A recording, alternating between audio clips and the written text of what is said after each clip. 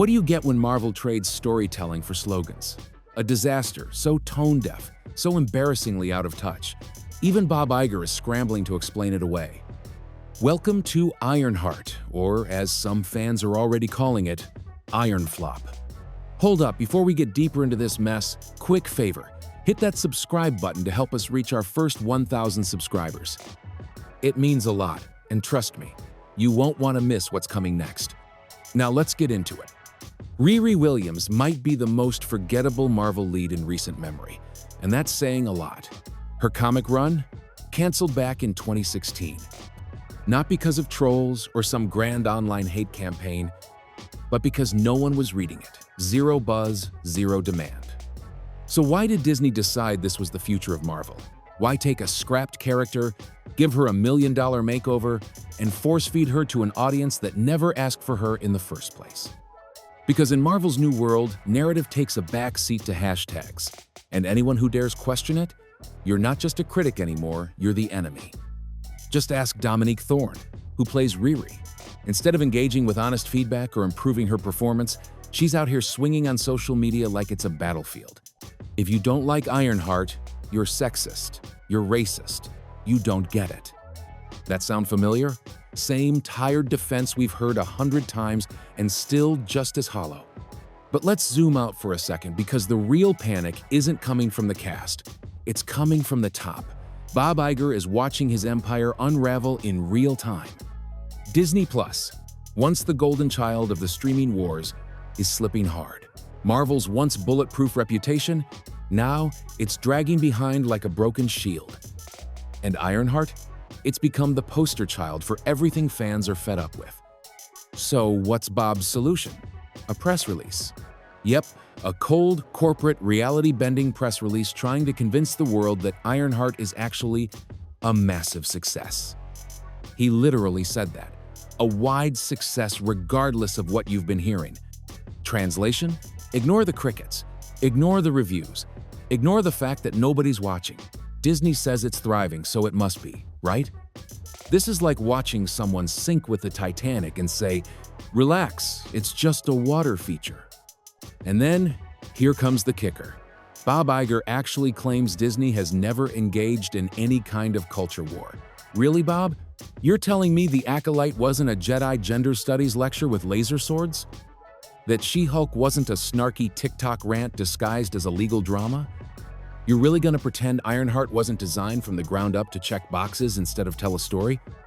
And then, he says the quiet part out loud, that in some cases, diversity, equity, and inclusion should matter more than story. There it is, the moment that defines everything wrong with modern Disney. You know, things are bad when even folks inside the community Disney claims to represent start calling out their content, and not out of hate, but out of sheer disappointment. That's when you know the cracks aren't on the surface, they're deep in the foundation. And just when it felt like Marvel couldn't be any more out of touch, they pull out their secret weapon. Mephisto. Yeah, that Mephisto. The one fans have been speculating about since WandaVision launched. The one people actually wanted in darker corners of the MCU. And guess what? He's finally coming. Played by Sacha Baron Cohen. Now look, the guy's got talent, no doubt. But really, this is how we're introducing one of Marvel's most sinister villains? Not in Blade, not in Moon Knight, not even in Doctor Strange, but in Ironheart? Let that sink in. And don't expect the real Mephisto either. Not the demonic dealmaker, not the terrifying figure from the comics. No, this version will probably sip oat milk lattes and give lectures about emotional labor in hell. You think I'm joking, but come on, this is the same studio that turned The Acolyte into a philosophy class with lightsabers. Remember how they teased Darth Plagueis like it was some monumental reveal? Fans got hyped, and then nothing. It fizzled out faster than you could say, "Who wrote this?" That move didn't save The Acolyte. And guess what? It's not going to save Ironheart either. Because you can't just drop legacy characters into broken shows and expect fans to care. That's not world building, that's fan baiting. It's a cheap trick, and people are finally tired of falling for it. Now they think Mephisto will be the shot of adrenaline Ironheart desperately needs. that tossing in a controversial cameo will turn this flop into a phenomenon. That audiences will suddenly forget the bland writing, forget the awkward pacing, forget the fact that Riri Williams still feels like a placeholder pretending to be a protagonist. Newsflash, we're not that easy to win back. The truth? Fans wanted Mephisto just not like this. Not shoehorned into a show that feels like a term paper on modern activism wrapped in superhero branding. They wanted him in a story with real stakes, real consequences, a setting that earned his presence. You know where Mephisto could have worked? Blade, Ghost Rider, Midnight Suns. Give us that gritty, supernatural marvel, not a watered-down detour through Wakanda, with characters who talk like they're reading a Tumblr thread out loud. Oh, and speaking of questionable creative choices, let's talk about Zelma. If you thought HBO Max's Velma was bad, wait till you see the spiritual clone Marvel just dropped into Ironheart. She's got the same energy, same "I'm smarter than everyone" attitude, and dialogue that feels ripped straight from a parody skit. It's almost like Marvel said, hey, what if we borrowed something no one liked and added it to something no one asked for? Genius, right? But hey, forget the characters for a second. Let's talk numbers. Or wait, we can't. Because Disney won't release them. Yep, no viewership charts, no celebratory social media posts, just vague words like engagement and reach. You know what that means? This show is crashing, and they don't want you to know how badly. When Marvel's winning, the numbers are everywhere. When it's bad, suddenly the data is complicated. Suddenly Nielsen doesn't count. Suddenly it's not about numbers, it's about conversations. Nah, it's about damage control. They spent a fortune on this show between VFX, marketing, social media hype squads, influencer deals, and now that it's sinking faster than Captain Marvel's box office legs, Disney is blaming the fans. Again, and still, there's Kevin Feige, standing firm, still selling the idea that Riri Williams is the future of Marvel, still acting like she's ready to carry the mantle of Iron Man himself. Kevin, you gave us Robert Downey Jr.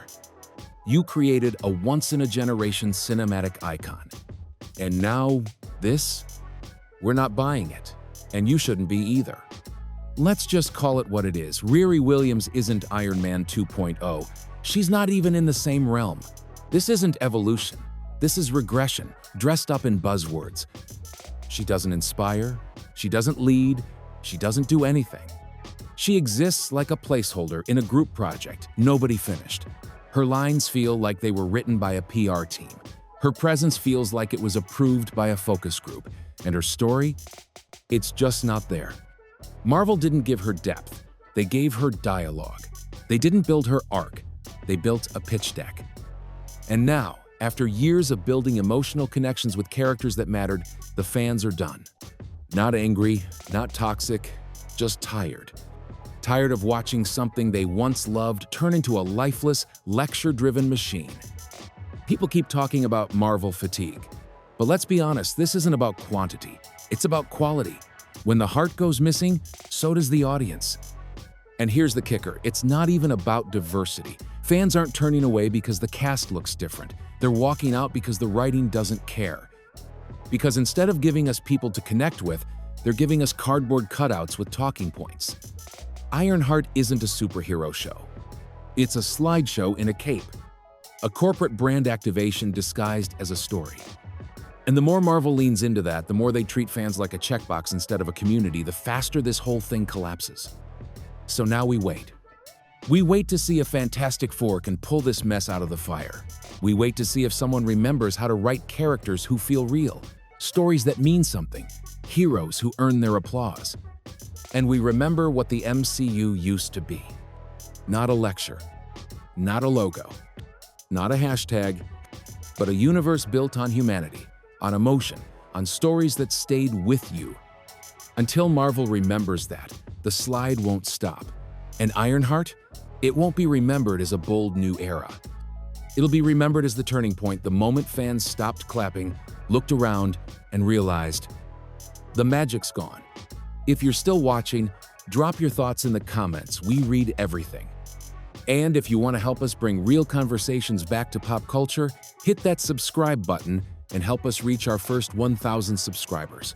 Thanks for watching Pop Watch. We'll see you in the next one.